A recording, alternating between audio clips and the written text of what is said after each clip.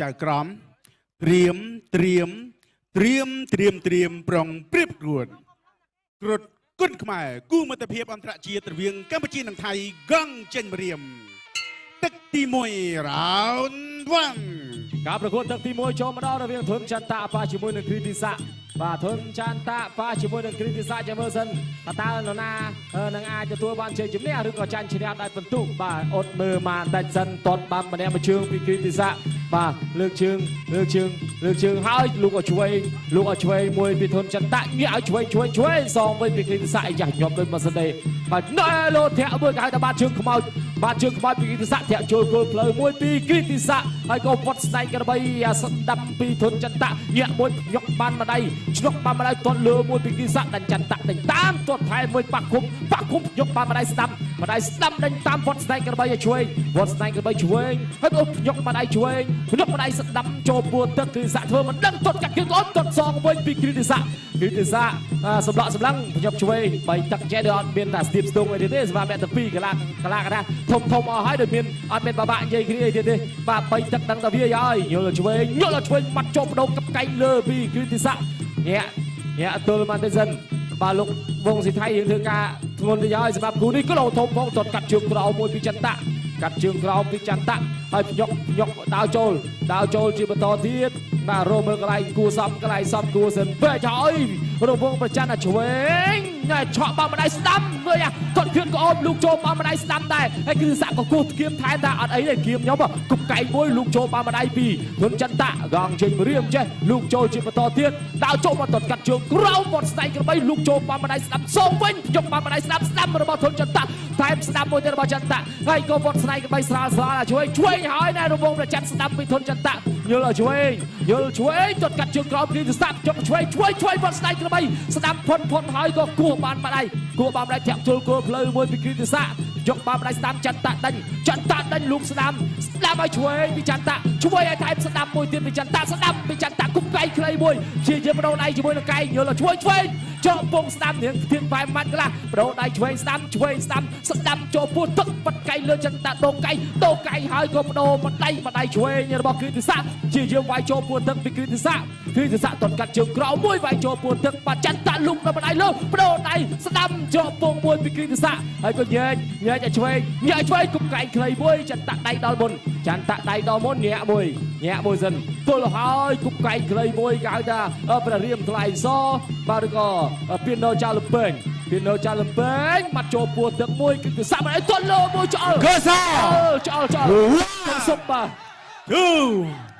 3 4 5 6 7 8បន្តការប្រកួត continue វិនាទីចុងក្រោយហើយប្រហែលជាមិនចប់ទេសម្រាប់ទឹកនេះចប់ទឹកទី1ចូលបានឯងស្របពេលគួរជួបចាប់ប្រាំងមិនទាន់តែក៏មានការសុំទោសពីធុនចន្ទៈដែរទឹកទី2 round 2បាទទឹកទី2 round 2បង្គោលក្រហមកីឡាករគុណខ្មែរអ្នកកំពុងឆ្នាំងធុនចន្ទៈបាទជាមួយនឹងអ្នកប្រដាល់មកពីប្រទេសថៃគឺគ្រីទីសាបាទទាត់ស្ដាំបាទរបស់អ្នកប្រដាល់ថៃបាទអ្នកលេងជើងធំបាទល្អទាត់បាទប៉ុន្តែមកប៉ះជាមួយនឹងក្តាប់ដៃរបស់ធុនចន្ទៈនឹងគេថាដើរចូលសម្រុកទៅតាមរហូតបាទក្តាប់ដៃឆ្វេងស្ដាំទាត់ស្ដាំចន្ទៈអីយ៉ាបាទចូលមកដៃស្ដាំរបស់គ្រីទីសាសងមកវិញបាទគ្រីទីសាស៊ីតឆុងប៉ៅកំពុងតែបាទមួយបាក់កេះជាមួយនឹងសិនទាត់ជើងក្រោមកាត់បាទបដូរគ្នាបាទកាន់តែរំថើតអីយ៉ា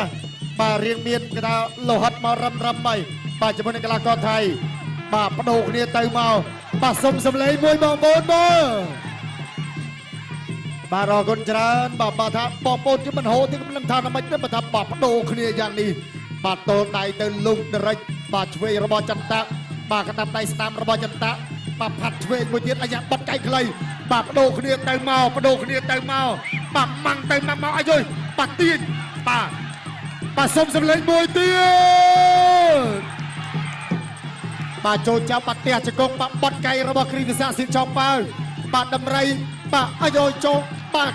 ដំរីធ្វើការឆ្វេងស្ដាំបាទរបស់ធុនចន្ទៈអូយរត់ជាលើកទី2 3 4 5 6 7 8 បន្តការប្រកួត continue 18បន្តការប្រកួតបាទធនចន្ទៈបាទព្យាយាមទៅបាទដើម្បីផ្ដាច់ឯកបីថាយប់យន្តសបិនយូ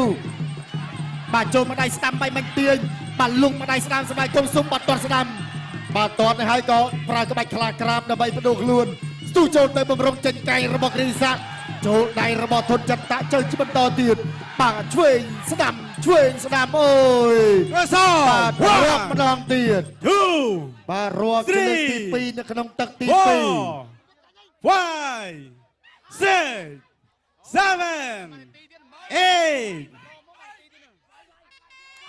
8បន្តការប្រកួត continue បាទនៅតែបន្តការប្រកួតបង្គោលខៀវគេថាស៊ូមែនតើបាទស៊ូគេថាដល់ពេលវេលាចុងក្រោយអូយបាទលោកអញ្ញាកដាលបាញ់ឈប់ការប្រកួតទៅហើយបាទកណ្ដាប់ដៃបាទស្រោចដូចភ្លៀងរលឹមរបស់កីឡាករធនចន្ទៈបាទធ្វើឲ្យបាទលោកអញ្ញាកដាលគឺលោកគ្រូវងស៊ីថៃបាទប្រើឆន្ទានុសិទ្ធិរបស់គាត់បាទបញ្ឈប់ការប្រកួតភ្លាមបាទកុំឲ្យថាបាទមានបាទគ្រោះថ្នាក់បាទជាយថាហេតុណាមួយបាទដោយសារតាធនចន្ទៈបាទដើរចូលទៅបាទមានកណ្ដាប់ដៃបាទលើក្រោមបាទដូច្នេះគឺបាទបញ្ឈប់ការប្រកួតតែម្ដងបាទយើងទស្សនារូបភាពយឺតបង្ហាញជូននេះអូយបាទដំរីថ្វាយផ្កាបាទចូលពីដៃស្ទួនបាទរវងប្រច័ណ្ឌឆ្វេងបាទលុកម្ដាយស្ដាំបាទសម្ដៅធំសុបបន្ទាប់ពីនេះទៅជាបន្តទៀតបាទថែមស្ដាំច្រកពងឆ្វេងហើយក៏ចូលកណ្ដាប់ដៃឆ្វេងស្ដាំអូយចូលច្រើនមែនទែនបាទត្រង់នេះក៏ចូលម្ដាយស្ដាំរបស់គ្រីតស័កសិទ្ធឆោងប៉ៅបាទប៉ុន្តែធនចន្ទៈដាក់ចំហរឹងជាងហើយក៏ចេញអាវុធស្រោចទៅតែម្ដងបាទទស្សនាម្ដងហើយម្ដងទៀតបាទពីក្រុមការងារបច្ចេកទេសបាទសម្រិតសម្រាំងរូបភាពជូនបងប្អូននឹងគេថាប្លង់ល្អតិចភ្នែកតែម្ដងបាទអរគុណច្រើនបាទយើងឃើញថាសម្រាប់ការប្រកួតគូអន្តរជាតិបាទពីរគូជាប់គ្នានេះគឺទឹកទី2ដូចគ្នាបាទនៃប្រិយមិត្តបាទគេថាជក់ចិត្តមែនតែនជាមួយនឹងការប្រកួតបាទមិនថាតែកីឡាករគុនខ្មែរឬក៏កីឡាករបរទេសឈ្នះឬក៏ចាញ់ទេសំខាន់គឺថាបញ្ចេញអស់ពីបាទស្នៀតគុណរបស់ខ្លួនដែលបានវឹកហាត់ពីសាលាគុនរៀងៗខ្លួនដើម្បីបង្ហាញជាចំណីចក្ខុដ៏ល្អជូនទៅដល់ពុកម៉ែបងប្អូនបាទសូមសម្លេងហូជូនកីឡាករគុនខ្មែររបស់យើងមួយទៀតបាទអរគុណច្រើនបាទបន្ទាប់ពីគូនេះហើយគឺយើងបានទស្សនាការប្រកួតបាទគូឯកគីឡូធ្ងន់រវាងកីឡាករកម្ពុជានិងកីឡាករអ៊ីរ៉ង់វិញម្ដងខណៈដែលពុកម៉ែបងប្អូននេះអូជជែកគ្នាក៏ប្រាប់ថាអូយសង្វៀនគ្រុតល្អមើលអីក៏ល្អយ៉ាងនេះនោះបាទអរគុណច្រើនប្រិយមិត្តទស្សនិកជនបាទយើងស្ដាប់ជាមួយនឹងការប្រកាសលទ្ធផលជាផ្លូវការជ័យជំនះបានទៅលើបង្គោលក្រហមធនចន្ទៈផ្ដួលដៃគូកីឡាករថៃឲ្យលោកកញ្ញាកដាលប្រជុំនៅក្នុងទឹកទី2